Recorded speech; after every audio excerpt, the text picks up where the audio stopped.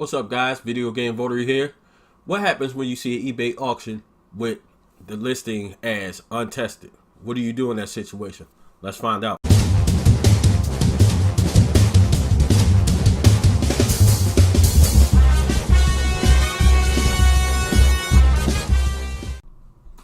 Welcome back, Video Game Voter Vanguard. It's your boy, the Video Game Voter. We're here with another episode of Webisode Wednesdays. Webisode Wednesdays, we utilize the online web, add to the collection, games, consoles, merchandise, you name it. So, all on social media the past few days, hyping this episode up because I'm super excited to do it. Sometimes I may take a little time to map out my episode and stuff like that, or I got some other content I want to do first, but I decided I wanted to do this like right away because I was super happy and excited to do this one. So there's some history behind it. So we're gonna get right into it. So we'll start beginning. We're on eBay. I'm searching on eBay, and I'm watching an auction for a particular console. I win the auction for like $60 something. I win it. It gets delivered. Turns on. Everything powers up, but it's not reading the disc. So let's get into what I won and when I won it. So right here is the Panasonic Real 3DO, what they call the interactive multiplayer. This particular model is the FZ1 model. It's the first model that was introduced worldwide. And this is kind of big and bulky, sort of, but it was in good condition. So like I said, I won the auction and I get it home, power up. It wasn't working. I was excited to have this because this was something that I never played, but I always seen the commercial stuff as a kid, but I never got it because it was a relatively expensive console. So let's get into some specs on it. It was not a console manufactured by Panasonic, but it had a series of specs originally designed by Dave Needles and RJ Michael of New Technologies Group that they were able to license out to third-party companies. So Panasonic produced the first model in '93, which is the FZ1 model. They had expansion drive here on the back, channel 3 and 4 right next to that. You had the RF out switch, you had S-video, and you also had the AV cables. Interesting thing about this console, it didn't come with any cords, so I was like, well, it's a rare console, I'm gonna have to find the cords. But as you can see here, this one is hardwired, so that can be a good and a bad thing. You didn't have to look for it, but I'd imagine in time these things breaks if you ain't careful on it. Even if you tie it up and like this, it's still pulling down, so I didn't think that was safe. Now, a good thing that they did that I always thought was a very good idea on their part was the component cables right here on the back, or the composite, I'm sorry.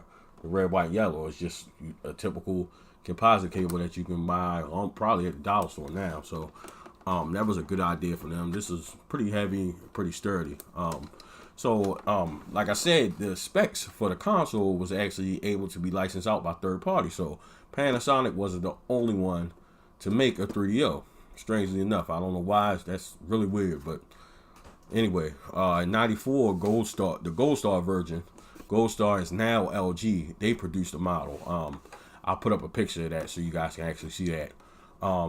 That was the second model. I've never seen that one in person. I've only seen pictures. And also in '95, Sanyo produced a model. I also put up a picture of that because I haven't seen that one either. It was originally released in October 4th, 1993 for a price tag of $699. So 9 times out of 10, that's the main reason a lot of people didn't have this console.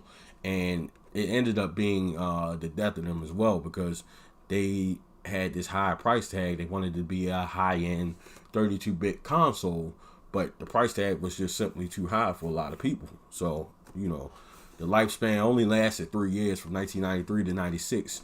2 million copies sold. Again, it's a 32-bit CD-ROM format.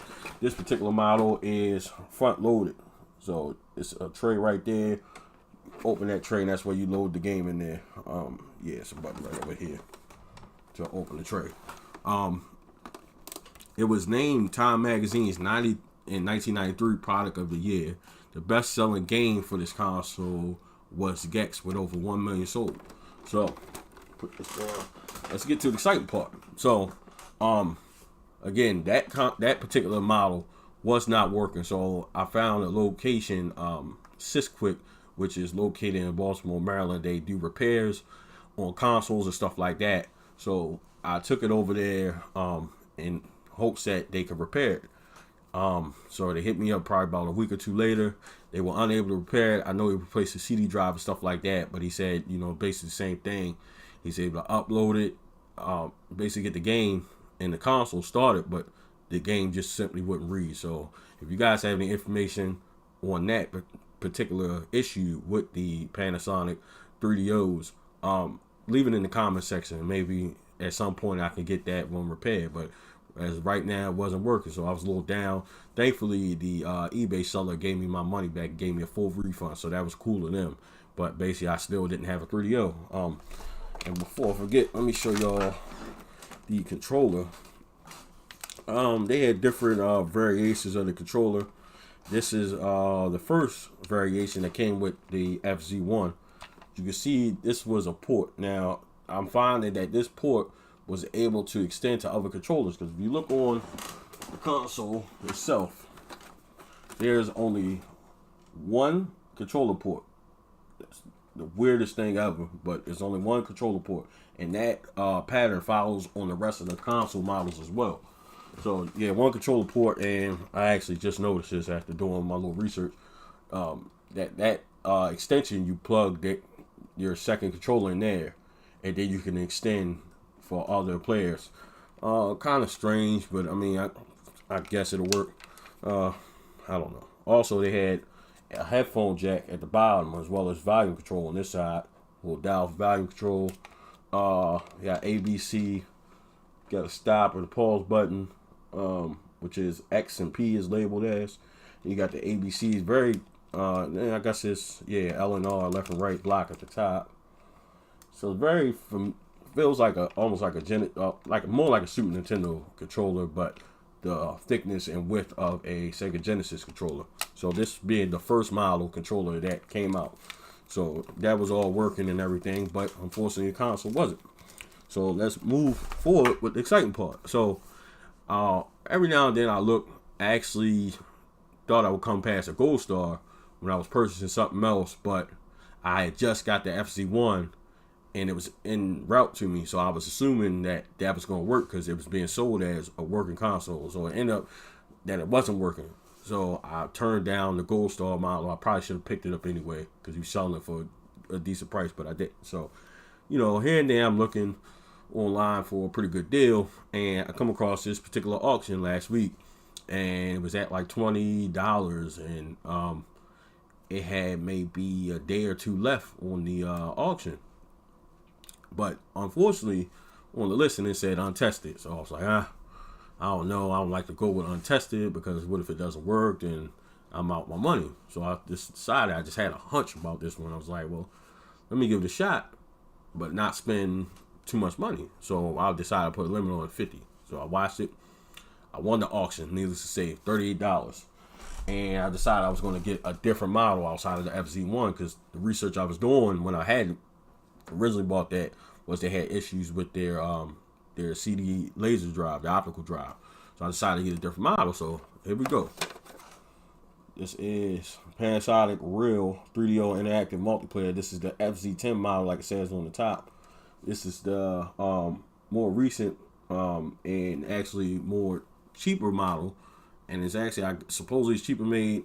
It was selling, I think, for what they say, $200 or $300 or something like that. This is the more recent model, so I decided to go with this one.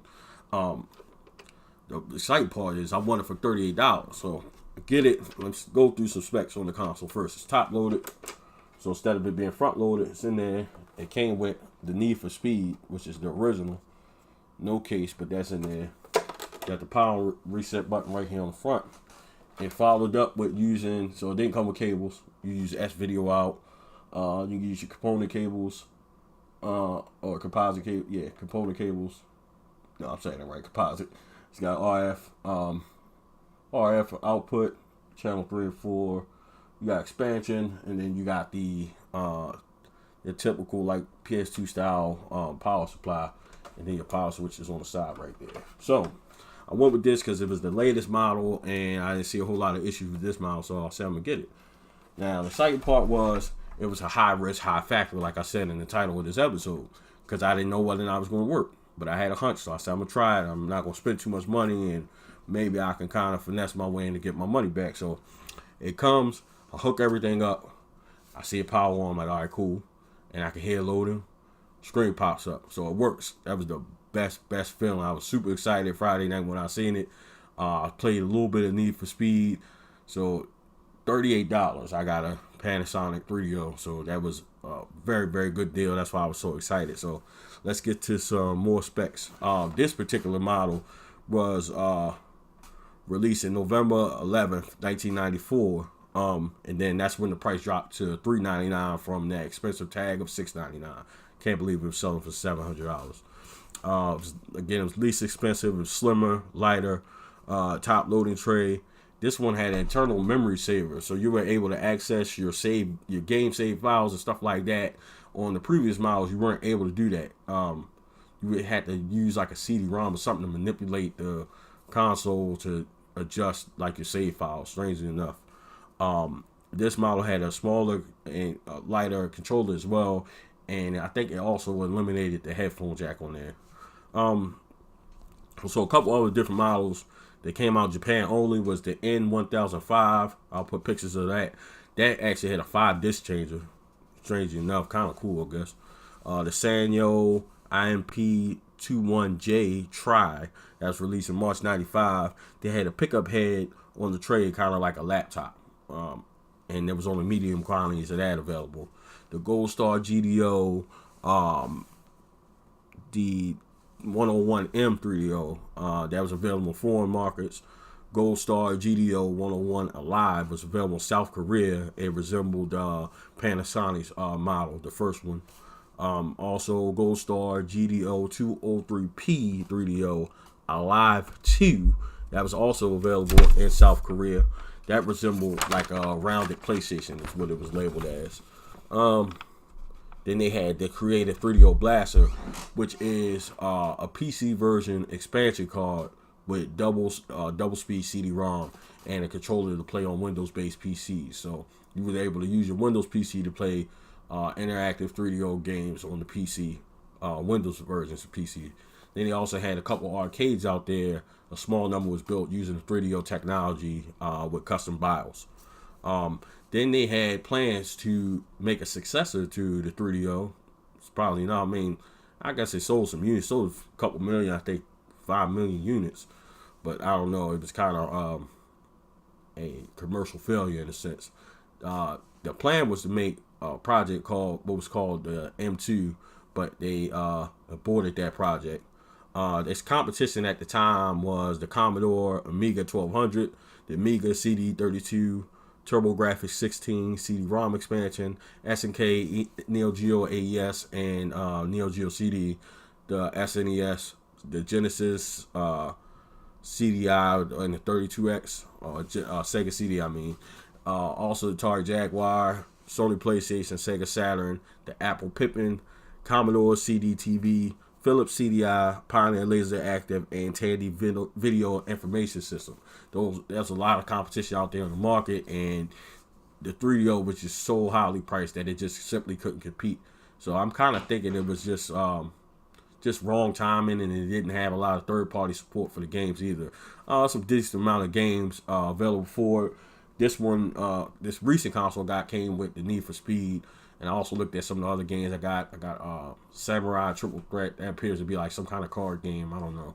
I also have Samurai Showdown, which I'm excited to play. So you'll see some footage. I'll have some footage of that and capture them so you guys will be able to see that. So needless to say, this was a really, really big episode. And sometimes you just got to take a high risk and hope that it pays off. And in this particular sense, it definitely did. I can't believe I got this console for $38 in working condition with the game, so I was definitely excited about that. So just want to let you guys know I've changed my online handle on all social media platforms and video game platforms, to the Video Game Votary. I'm going to go by that. It's simpler.